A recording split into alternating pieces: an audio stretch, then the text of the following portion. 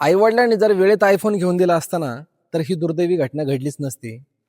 छत्रपती संभाजीनगर तिसगाव परिसरामध्ये मुलाने आईवडिलांकडे मला आयफोनच घेऊन द्या असा हट्ट पकडला होता. मित्रांनो, त्यामुळे त्याच्या घरामध्ये वाद पण व्हायचे आणि काल तो ना खूप जास्त रागामध्ये चुकीचा विचार करत डोंगरावर पोहोचला. त्याला समज घालत आहे ना आईवडील सुद्धा त्याच्या पाठीमागे गेले. पण मित्रांनो, त्या ठिकाणी गावकरी आले, पोलीस प्रशासन आलं, तरी सुद्धा त्या मुलाने कोणाचंही ऐकलं नाही आणि त्या ठिकाणी त्या मुलाचा दुर्दैवी मृत्यू झाला.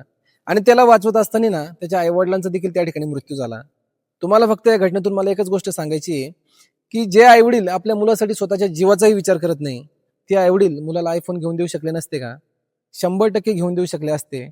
पण मित्रांनो, त्यांची काहीतरी मजबुरी असेल, काहीतरी आर्थिक अडचण असेल, ही गोष्ट मुलांनी समजायला पाहिजे. आपले आईवडील आपल्याला एखादी वस्तू घेऊन देत नाहीये याचा अर्थ असं नाही की ते आपल्यावर प्रेम करत नाहीये. मित्रांनो, विचार करा, ते आपला जीवाचाही विचार करत नाहीये. एका फक्त क्षुल्लक आयफोनमुळे ना संपूर्ण कुटुंब उद्ध्वस्त झालंय. त्यामुळे आपल्या आईवडिलांकडून काही हट्ट करताना ना विचार करा जरा एकदा.